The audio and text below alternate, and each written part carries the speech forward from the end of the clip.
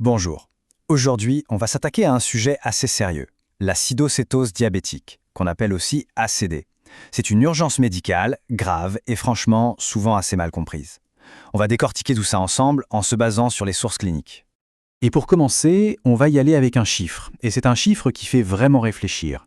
Pour à peu près la moitié des enfants qui ont un diabète de type 1, eh bien c'est l'expérience terrifiante de l'acidocétose diabétique qui leur apprend qu'ils sont malades. C'est comme ça qu'on découvre leur diabète. C'est une façon vraiment brutale de commencer une vie avec une maladie chronique. Alors, pour bien comprendre ce chiffre, il faut d'abord qu'on pose les bases. L'acétose n'est pas juste une petite variation de la glycémie, hein. Non, c'est une urgence vitale, une situation qui peut être mortelle si on ne la traite pas et vite. Bon, rentrons dans le vif du sujet, la définition de base, la voici. L'acidocétose diabétique, c'est en fait la réaction du corps quand il y a une grosse pénurie d'insuline. Sans insuline, impossible pour le corps d'utiliser le sucre comme énergie. Du coup, il panique et c'est là que toute une série d'événements dangereux se met en marche. Pour vraiment piger le problème de l'ACD, il faut comprendre le rôle de l'acteur principal de cette histoire, l'insuline. Et c'est bien plus qu'une simple hormone qui gère le sucre. On peut imaginer l'insuline comme une clé. C'est vraiment ça. C'est la clé qui ouvre la porte de nos cellules pour que le glucose, qui est notre carburant numéro 1, puisse s'y entrer depuis le sang. Sans cette clé, eh bien, le glucose reste coincé dehors et les cellules, elles, se retrouvent affamées. Et cette clé, elle a plusieurs boulots super importants. Comme on le voit ici, l'insuline ne fait pas que faire entrer le glucose dans les cellules. Elle aide aussi à stocker de l'énergie pour plus tard et surtout, elle agit comme un frein de sécurité. Elle empêche le corps de basculer dans un état de crise où il se mettrait à brûler ses graisses n'importe comment, ce qui produit des acides toxiques. Ok, maintenant, voyons comment tout ça peut déraper. Que se passe-t-il concrètement quand il n'y a plus assez d'insuline? Eh bien, le corps s'engage dans une véritable spirale infernale. Le point crucial à comprendre, c'est que ce n'est pas un seul problème, mais trois qui se déclenchent en même temps. Les cellules meurent de faim parce que le sucre ne peut plus rentrer, le corps se déshydrate à toute vitesse en essayant de se débarrasser de tout ce sucre, et pour couronner le tout, le sang devient acide. Vraiment acide. C'est cette triple menace qui rend l'ACD si grave. Et là, on voit bien la réaction en chaîne. C'est un effet domino, un vrai de vrai. L'hyperglycémie, donc le sucre qui s'accumule, force les reins à tourner à plein régime, ce qui cause la déshydratation. Pendant ce temps-là, les cellules toujours affamées déclenchent le plan d'urgence, brûler les graisses. Mais ce plan a un tout terrible, la production massive de cétones, ces fameux acides. Chaque étape aggrave la suivante.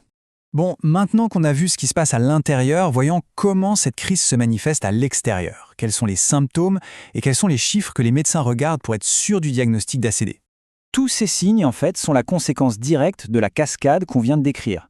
La respiration rapide et profonde, par exemple, c'est le corps qui tente désespérément d'évacuer l'acide en soufflant. La laine fruitée, ça vient de l'acétone, qui est un type de cétone. Les douleurs au ventre et les vomissements, eux, ne font qu'aggraver la déshydratation. Tout est lié. Et au laboratoire, le diagnostic est imparable. Ce n'est pas juste un chiffre, mais c'est bien la combinaison de ces trois éléments qui crie urgence. Un taux de sucre très haut, un taux de cétone très haut et un sang qui est devenu acide. C'est cette fameuse triade qui définit l'acidocétose diabétique. Pour bien faire la différence, c'est intéressant de comparer l'ACD à une autre urgence du diabète, l'état hyperosmolaire hyperglycémique ou EHH. La différence majeure, on la voit bien dans ce tableau, ce sont les cétones et l'acidité. Dans le HH, la glycémie peut être encore plus folle, mais il n'y a pas cette production massive d'acide. C'est vraiment la présence de l'acide qui est la signature de l'ACD. Bien, maintenant qu'on a bien décrit le problème, passons à la solution. Parce que heureusement, même si l'ACD est très dangereuse, il existe un protocole de traitement bien établi pour inverser cette spirale. Le traitement s'articule autour de trois piliers, qui ciblent directement les trois aspects de la crise. D'abord, des fluides, beaucoup de fluides pour réhydrater. Ensuite, de l'insuline, la fameuse clé manquante, pour stopper net la production d'acide et normaliser la glycémie. Et enfin, une correction très précise des électrolytes, parce que tout ce bazar peut dangereusement perturber l'équilibre des minéraux dans le corps. On arrive à la dernière partie, et c'est peut-être la plus importante. Savoir comment traiter l'ACD, c'est une chose, mais le but ultime, bien sûr, c'est d'éviter qu'elle n'arrive. Et voici les coupables les plus fréquents. La plupart du temps, c'est un manque d'insuline qui déclenche tout.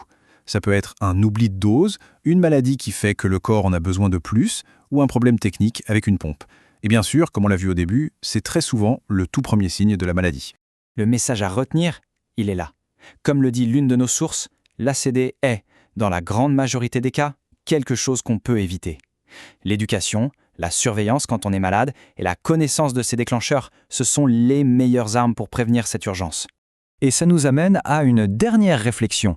Toute la séquence d'événements qui mène à l'acidocétose est en fait très logique, bien comprise. Alors si cette cascade est si prévisible, comment faire pour mieux l'éviter? Eh bien la réponse se trouve dans la connaissance et la vigilance.